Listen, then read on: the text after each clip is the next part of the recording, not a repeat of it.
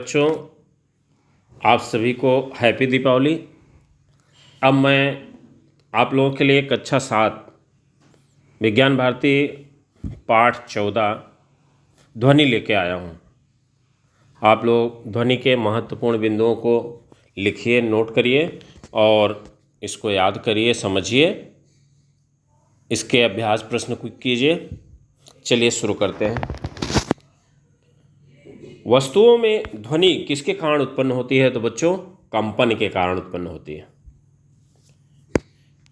विभिन्न वाद्य यंत्रों में वस्तुओं से ध्वनि उत्पन्न करने की 4 विधियां हैं। आघात से, तारों को खींचकर छोड़ने से, रगड़ने से, फूंक मारने से। तो आप लोग किताब खोलिएगा, इसमें आप लोगों को वाद्य यंत्र बने हुए हैं और ध्वनि उत्पन्न करने की विधि आप लोगों को लिखनी है। तो इसमें ढोलक, मृदंग और तबला ये आघात से होते हैं। आघात, चोट मारेंगे तो ये आवाज़ करते हैं। सितार और गिटार, सितार और गिटार ये बच्चों तारों को खींचकर छोड़ने से है, और वायलिन रगड़ने से, और बांसुरी और शहनाई फूंक मारने से है। तो ये आप लोग सूची बना लीजिएगा। अब आगे चलते हैं। जब कोई वस्तु अपनी माध्य स्थिति के दोनों ओर इधर उधर गति करती है तो उसकी गति क्या कहलाती है बच्चों? दोलन गति, या इसी को कंपन भी कहते हैं। आप लोग सावन के महीने में झूला झूलते होंगे पेड़ से रस्सी लगा के, तो वो झूला आपका दोलन गति क्या होता है? इसमें मध्य स्थिति के दोनों ओर जाती है। कंपन करने वाली वस्तु द्वारा एक कंपन में लगे समय को क्या कहते हैं? तो आवर्तकाल। एक कंपन में लगे समय को क्या कहते हैं बच्चों? आवर्तकाल। अब प्रति सेकंड किए गए कंपनों की संख्या उसकी क्या कहलाती है? आवृत्ति। इसे तारत्व भी कहते हैं बच्चों। तो जिसकी आवृत्ति ज़्यादा होगी उसका तारत्व भी ज़्यादा होगा। कंपन का एसआई मात्रक क्या होता है बच्चों? हर्ट्ज।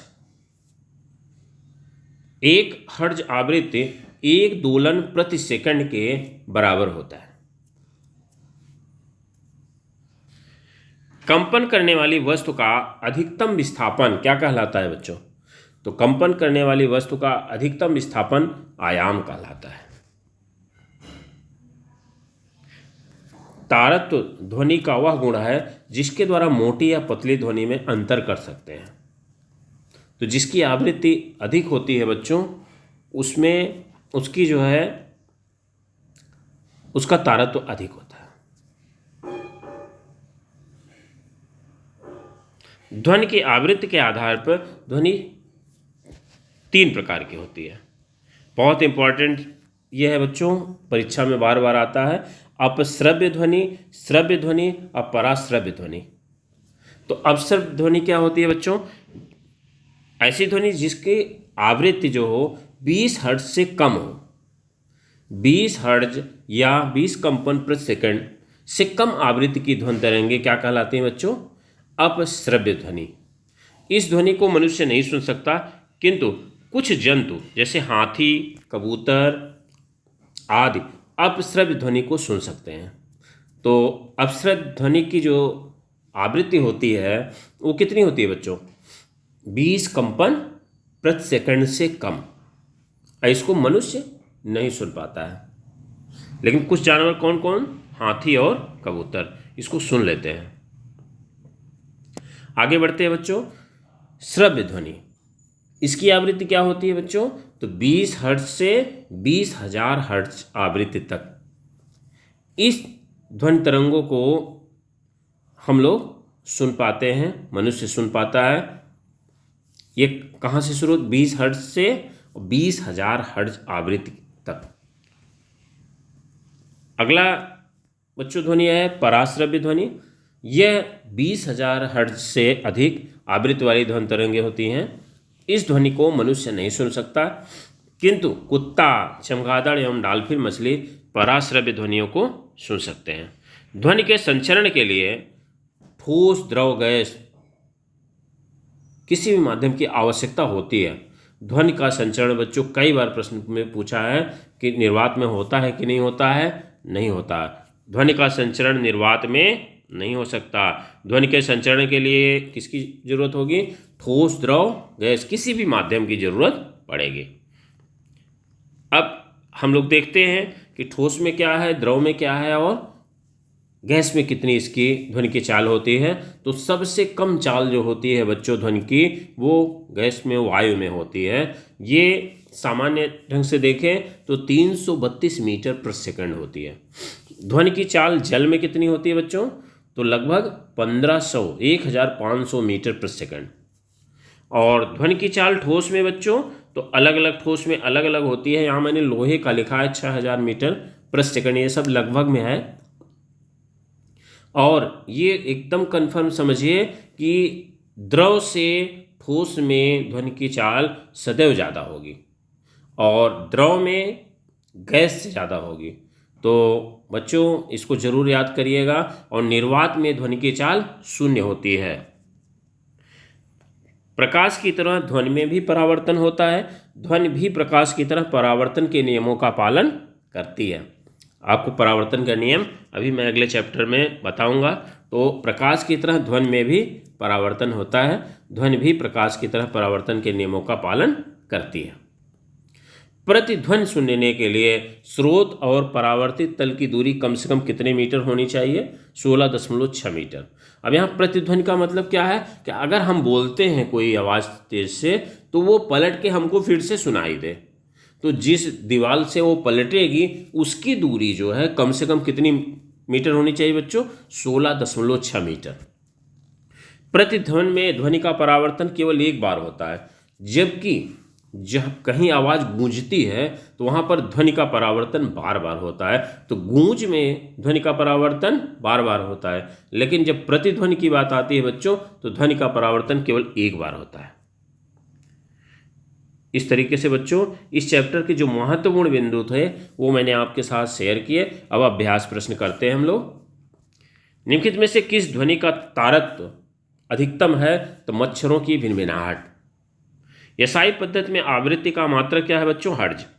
20 हर्ज आवृत्ति से कम आवृत्ति की उत्पन्न ध्वनि क्या कहलाती है? अपश्रव्य। ढोलक में ध्वनि उत्पन्न होती है किससे? आघात से। ध्वनि की चाल सबसे अधिक किसमें होती है बच्चों? ठोस में। स्तंभ क के कथनों का स्तंभ ख के कथनों से मिलान करके सही जोड़े बनाइए। तो सुस्वर ध्वनि हारमोनियम, ढोलक से उत्पन्न ध्वनि। श्रव्य ध्वनि क्या होती है बच्चों? मनुष्य द्वारा सुनी जा सकने वाली ध्वनि। अपश्रव्य ध्वनि क्या होती है? 20 कंपन प्रति सेकंड से कम आवृत्ति की ध्वनि। अब बांसुरी से ध्वनि जो उत्पन्न होती है बच्चों फूंक मारकर उत्पन्न की जाती है। सही और गलत का निशान लगाइए। ध्वनि का वेग प्रकाश के वेग से अधिक होता है, बिल्कुल गलत है। ध्वनि का वेग प्रकाश के वेग से कम होता है। उच्च आवृत्ति वाली ध्वनि का तारतम्य तो अधिक होता है, बिल्कुल सही है। 1 हर्ज का अर्थ 1 कंपन प्रति सेकंड है, बिल्कुल सही। वीणा में कर्कश ध्वनि उत्पन्न होती है, नहीं, मधुर ध्वनि उत्पन्न होती है। ध्वनि संचरण के लिए माध्यम आवश्यक नहीं है, ये गलत कह रहा है। ध्वनि संचरण के लिए माध्यम की आवश्यकता होती है बच्चों। अब रिक्त स्थानों की पूर्ति कीजिए। कंपन करती हुई वस्तु का अधिकतम विस्थापन क्या कहलाता है बच्चों? आयाम। ध्वनि संचरण के लिए किसकी आवश्यकता होती है? ठोस, द्रव, गैस में से किसी भी माध्यम की आवश्यकता होती है। कंपन करने वाली वस्तु द्वारा एक कंपन में लगे गए समय को क्या कहते हैं बच्चों? तो आवर्त काल कहते हैं। ध्वनि की चाल ठोस में अधिकतम होती है।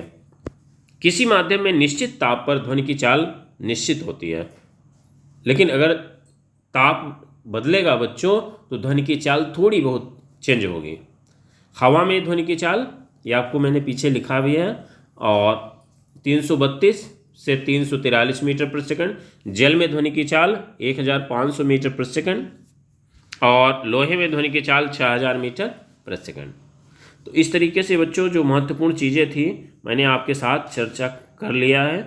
और माध्यम का घनत्व भी बढ़ने पर ध्वनि की चाल बढ़ती है, इसीलिए ठोस में ध्वनि की चाल सबसे ज़्यादा होती है। तो बच्चों इसको आप लोग लिखिए, बहुत जल्दी मैं अगला चैप्टर आप लोगों के लिए लेके आ रहा हूँ, और आप लोग तैयार करिए अच्छे से।